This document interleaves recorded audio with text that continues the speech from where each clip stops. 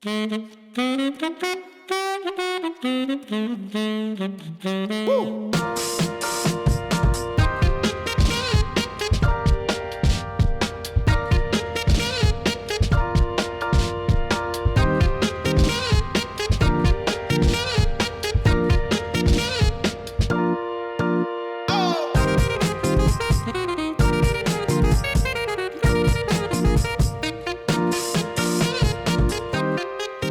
to Night Talks, the University of Florida College of Journalism and Communication talk show produced by a student for students. I'm Ariana Silva, a junior studying media production, management, and technology. And our guest today is Nicci Brown. She is now the Assistant Vice President for Marketing of the University of Florida Office of Strategic Communication and Marketing. Hi, Nicci. Thank you so much for being here today. Hi, it's great to be here. Thank you for having me. What inspires you to study journalism at the University of South Australia? Well, it was a little bit of a circuitous route, actually. I was in medical school studying to be a doctor, and I realised that what brought me to that was really being with people, but I didn't like so much the dissection and things like that.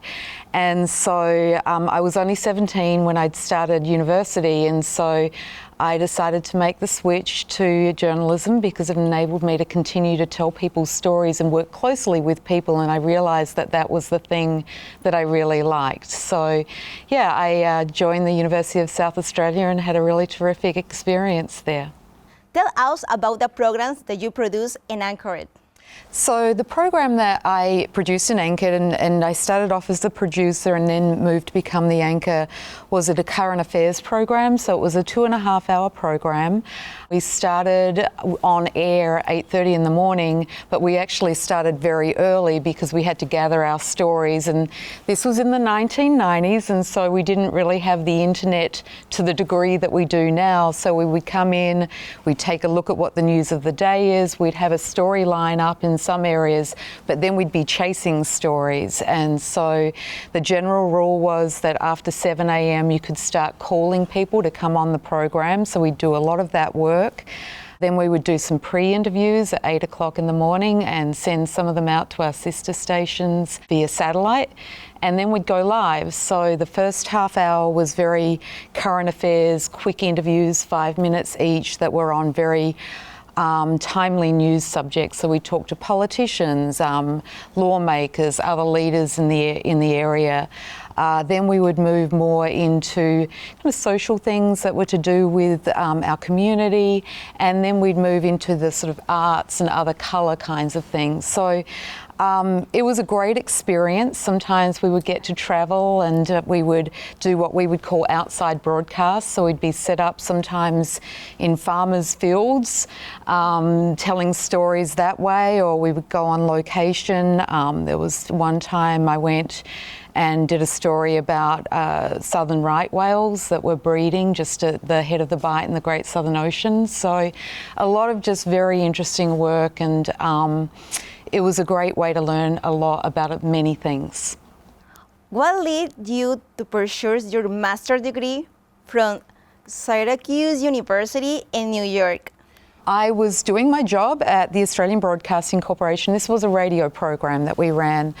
And one of our listeners came in. He was a member of the local Rotary Club, and they have this really wonderful opportunity called an ambassadorial scholarship to do our graduate study anywhere in the world. And because I was interested in broadcast, the United States really came out as a place I wanted to go to. I wanted to go somewhere very different to my home state. South Australia is about the size of Texas. It's got a very Mediterranean kind of climate, but the further north you get, because of course everything's kind of upside down, you get hotter and drier. So I wanted to go somewhere that had snow, and Syracuse is one of the snowiest cities in the United States. It also has an incredible journalism program. I like to say it's not quite as good as the University of Florida's now though, but it's pretty darn good. And so I applied there and to a number of other universities. I got in there and came over to Syracuse and started my studies. You produce an anchoring morning edition for WAER, Syracuse NPR station. What is the exciting being live on radio every day? It was exciting. I had done some of that work when I was at the Australian Broadcasting Corporation, so it was a continuation of that. It was fun for me working at WAER because I got to work with students when I was there. So we had students who were at the Newhouse School, which is the journalism school at Syracuse University. And so they would come in and do some of particularly the sports section of the news broadcast. So I'd get to work with them, and then after morning edition ended, I would work with students on collecting stories for the next day or for the afternoon edition. And it's been really gratifying because a lot of those students that I worked with I'll see on national television. So it's very rewarding to see how they've progressed with their careers and done really well. You then held several leadership positions over your 20 years career at Syracuse University. Will you walk us through each role? Sure. So after I'd been at WAER, I worked in the Central News Organisation for the university, and so promoting a lot of programs throughout the university. I had what we called beats, and so my beats were law, journalism, and I think human services and health professions. While I was working there, I had the opportunity to work on a couple of large projects. A lot of them were to do with national security and counterterrorism. We had a conference, and I was invited to apply for the inaugural position of Director of Communications for the College of Law at Syracuse. So I moved over to that position. Then I again was presented with some wonderful opportunities to work on larger projects and was invited to join the Chancellor's team. So I worked in Chancellor's initiatives and then moved into more management. So eventually I was Vice President for Marketing Communications and Chief Marketing Officer. So we had a team of probably about 50 people. That was the university's website. We did enrollment management marketing. We did advancement, so a lot of fundraising marketing. So just the range of things that we were able to do was incredibly interesting, and I just got to work with a ton of very talented people. What were your main considerations in management the grand reputation of Syracuse University? Syracuse University, at least when I was there, was quite well known for a lot of its sports programs, but there are also some really exceptional academic programs. So from a brand standpoint, what we wanted to make sure that we were doing was balancing our athletic reputation along with our academic reputation. Another part of it is that it's quite I'd say decentralized in the way that you have these very strong programs, but you want to be able to lift up the whole university so it's known as Syracuse, not the Newhouse School or the Maxwell School or all of these individual programs. So finding that unifying thread throughout the university was something that we were very interested in. When it came to the way that we visually expressed ourselves, orange is a big part of Syracuse University. It's one of the few universities that only has one official colour, and that colour is orange. And so we really kind of doubled down on that as part of our brand expression. We identified a font that was actually part of the university's history. So this is a bespoke font that was created by Gaudi, who is a very well-known typeface designer. And we were able to bring that into modern times and make it an accessible font. So the university still uses that. So it's really gratifying for me that even though I've been away from the university for some time, I'm still seeing the work that our team created live on. Do Do you want to share with us some examples of how do you made it an impact?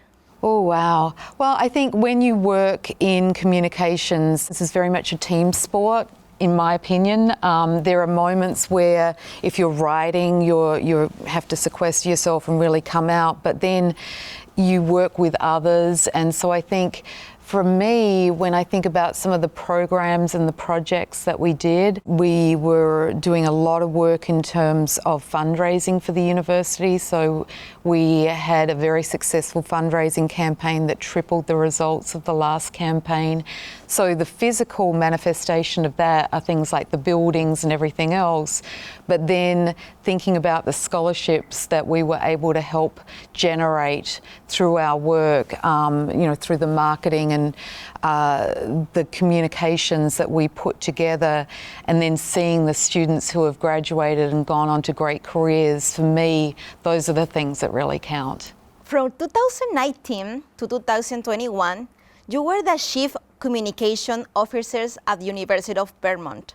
What did this position involve, and what is the challenge to work for different universities after so many years at Syracuse? Yeah, it was interesting. I mean, University of Vermont is about half the size of Syracuse University. It's another northeastern school, of course. Very old university. Burlington, Vermont, which is where the University of Vermont is a really interesting, fun place to be. My role at the time, I was part of the president's cabinet, and so I directly reported to him. And again, there were a range of things that I was doing, everything from overseeing media releases to writing speeches for the president, overseeing video production when he would give video messages.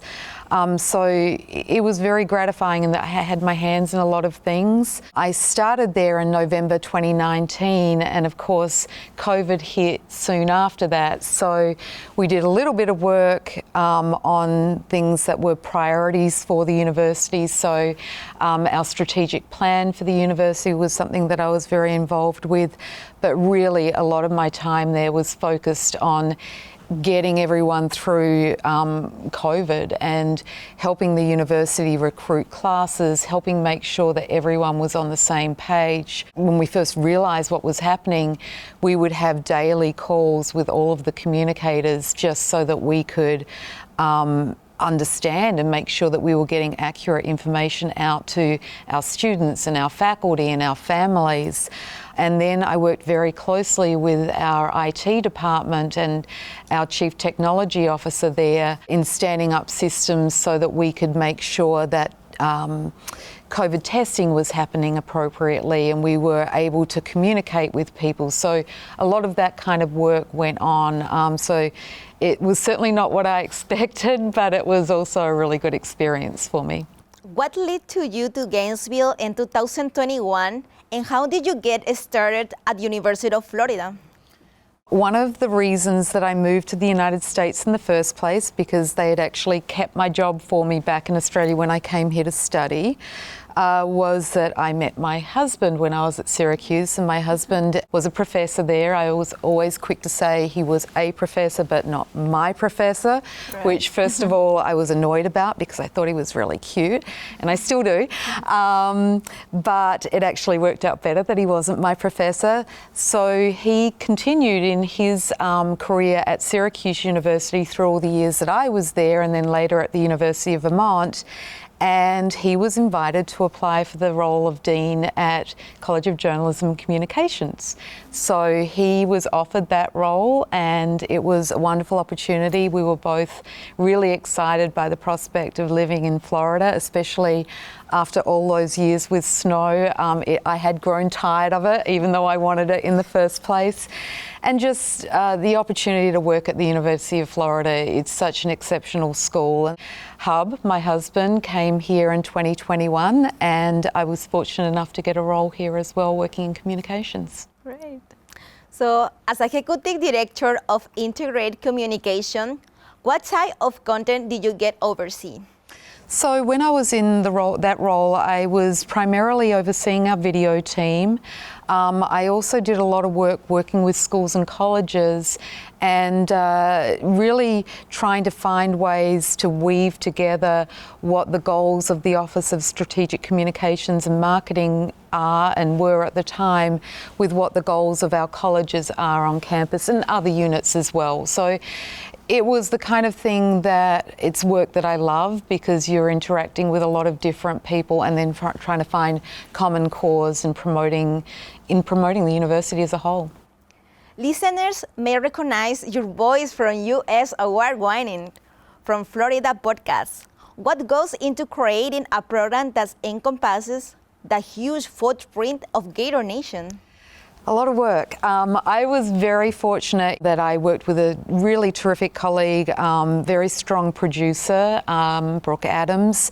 So she would do a lot of research as to subject matter that we thought would be relevant. We'd keep our eye on the news, and so we'd think, okay, what is happening at the University of Florida that might align with a newsworthy item that our listeners might be interested in. And it also, I think, really helps people to understand how much of an impact the university has on our daily lives. So we would also think about things that our listeners might find fun. We did some fun programs about the band, the university band here, which if you've ever been to a game and they're playing, they're just incredible and the energy, but a lot of people don't think about all of the many things that go into getting such great performances there. So that was a great episode that we did. We did things about AI, about butterfly research, you name it, we did it. So I think in answer to your question, just really keeping an eye on what are the stories that we're hearing at the university. A lot of people would volunteer those stories, but also keeping an eye on what the news items were as well. And we also worked with a really great team here at CJC who helped us with the production and made us sound good as well. So you're now the Assistant Vice President for Marketing and U.S. Office of Strategic Communication and Marketing. What are some of your top priority initiatives and goals? Wow, we have a lot. The big one really for us is advancing and defending, because I wouldn't say we're under attack, but advancing and defending, protecting is probably a better word, the brand of the University of Florida. And we're incredibly well known, and as I said, we're such a vibrant and thriving kind of community, but to make sure that our many audiences understand the impact that the university has. This is a land-grant university, the University of Vermont was as well. It's also a member of the Space Grant Consortium, and it's a Sea Grant university. So the impact that this place has is something that we want to be able to communicate effectively to not just our alumni and prospective students and families and others, but also lawmakers and corporations that might fund some of our programs and support us. Those are all really important. Of course, we like to be ranked highly, and so we want to be able to make sure that others who are in higher education, who sometimes have quite an impact on what those rankings are, understand what we're doing, and in my mind understand how good we are at what we're doing. So for us it's very important that we tell stories about our faculty excellence, that tell stories about what our students are doing and undergraduate research, or things like that are happening here at the College of Journalism with the Atlas Lab for social media listening. So all of those are the kinds of things that we look to communicate. We also do things like making sure that people, when they're representing the University of Florida, they're doing it in an appropriate way, because we do have a very strong brand and we want to make sure that we maintain that brand integrity. And that can be everything from the words we use when we describe ourselves, to the colours that we use, to our website. That's part of our group as well, the main central website, making sure that we work closely with our colleagues in UFIT on things like accessibility for our website. So really all of those things are part of what we do. You lead U.S. video operation working with the University College and units on campaigns and projects. So what are some of your favorites? We have done some really wonderful high impact kind of messaging talking about artificial intelligence and why it's important and the breadth that we have here at the university. We're really quite unique in that we have AI across the curriculum, and so we say that we're building an AI university, which when you think about it, AI cuts across so many different things and is such a part of our future that it's really important that our graduates are literate in AI and understand not just the very many advantages that AI poses for us, but also the things we need to be careful about when we're moving forward with AI. That's not just critically important for our graduates, it's critically important for our nation and beyond that. So those are the kinds of stories that I love doing. Right now we're working on what we call the PSA. It's a public service announcement, but it's basically the 30-second piece that the university gets to play during the NCAA broadcasts. It's a lot of work. There are a lot of balls in the air. We're doing it in a really fast pace, a very tight time frame. So there's a little bit of nerve-wracking going on there, but it's also a really creative piece, so I love that part too. Where do you see the future of communication and marketing heading? I think that technology is always going to play a role in what we do. I don't want to date myself, but I used to write things out by hand, and then I'd put them into the computer because I wasn't used to using a computer when I first started off. Now I'm lucky if I can write a greeting card without composing it on my computer right away. So that's how much things have changed. Access to the internet, all of those things. In the course of my career, we had social media come about. Now that's such a huge part of what we do. It's hard to predict where we're going. I'm sure that AI will have an impact, and I think what we need to be ready to do is to assess some of these new technologies and make sure that we can use them in smart ways, but also always keeping that human part of marketing, but really I call it storytelling central, because that at the end of the day is what it's all about. In your course of your experience, so I'm sure that you meet really interesting people. So you can tell me something about it? Sure. I have had the opportunity to work with such a range of people and interview them. Everyone from The Wiggles, the children's television show, that was one of the people we interviewed, right through to meeting with Bono and David Bowie and Lou Reed, those sorts of people. So it's been this amazing experience just getting to know these individuals. Syracuse University has a lot of people who end up in the media. What you realise though are these people who are at the top of their game, and they blow your mind with what they've achieved. At the end of the day, they're people, and they just want to live their lives as well. So I think being able to interact with them on that basis is really something that I learned as well. What is the difficult transition that you moved to US? It was difficult in some ways and not in others. The cultures are very similar. I would say Australia in a way is a cross between England and the US, just in terms of the way that we interact with one another. My husband sometimes jokes that we're separated by a common language, because Australia we do speak English, but we have really weird little phrases, and I don't know they're weird until I say them, and people look at me like, what are you talking about? Yeah, so exactly that kind of thing. Australia, a lot of people don't realise that it's actually quite an urban culture. It's a very large country, about the same size as the continental US, so if you take off Alaska.